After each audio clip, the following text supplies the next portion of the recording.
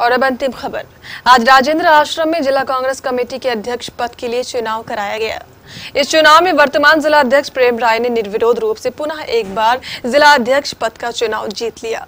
इनके विरोध में किसी भी अन्य सदस्य ने नामांकन पर्चा ही नहीं दाखिल किया था, इसलिए इनका निर्वाचन निर्विरोध हो गया। जिला तक सभी पदों पर निर्वाचन होता है, तो जिन्होंने मेंबरशिप किया उनको बहुत बहुत बधाई।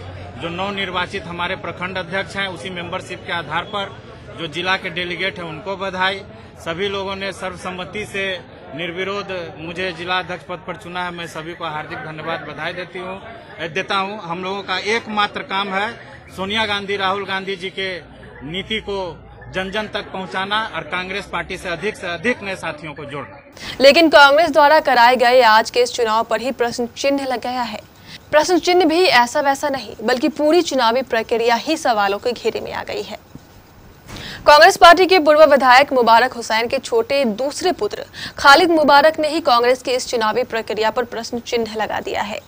खालिद मुबारक की माने तो इस चुनाव प्रक्रिया के लिए पटना से आए पार्टी के DRO सुरेंद्र गौतम पहले ही पूर्वाग्रह से ग्रसित थे और वर्तमान जिला अध्यक्ष प्रेम राय ने अपने होटल में ठहराकर पूरी तरह मैनेज कर लिया था। ये देखिए, आज का जो जिला अध्यक्ष कांग्रेस का जो चुनाव था वो एक तरह से पूरा ही फिक्स था।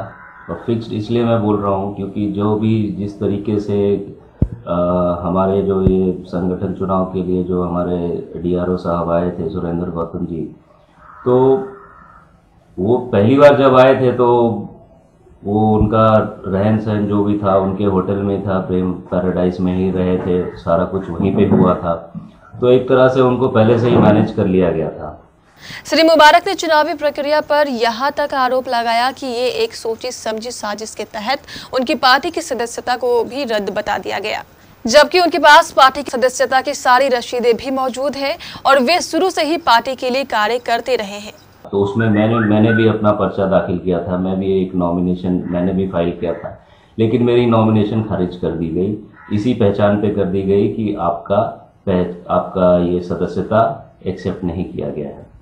अब ये एक्सेप्ट नहीं किया गया है तो ये कौन ये एक्सेप्ट करवाता है या कौन ये करता है? ये करता है तो सिर्फ आपका ये डिस्ट्रिक्ट प्रेसिडेंट। और ये डिस्ट्रिक्ट प्रेसिडेंट ये करते हैं तो अगर उनको पता है कि मैं प्रेसिडेंटशिप में मैं भाग लेने वाला हूँ, मैं भी एक प्रतिद्वंदी होने वाला हूँ, तो उनको पता है तो पहले से ही जो मेरी नाम है वो खारिज वो उस लिस्ट में नहीं एनरोल करके रखे थे। वो सीधा डायरेक्ट एक पर्ची क्या है आपके पास है नहीं है कौन बनाता है? प्रेसिडेंट बनाता है। प्रेसिडेंट इसलिए नहीं बनाएगा आपका पर्ची क्योंकि बात सही है, क्योंकि वो नहीं चाहता है कि वहां पे कोई प्रतिद्वंदी हो, और वहां पे कोई प्रतिद्वंदी नहीं था। आज के डेट में वहां कोई प्रतिद्वंदी नहीं बैठा था, बस उनका ही नाम था, उनका ही पर्चा दाखिल किया गया और बस मैं ही दूसरा था जो वहां पे गया जिसका नाम खारिज हो गया।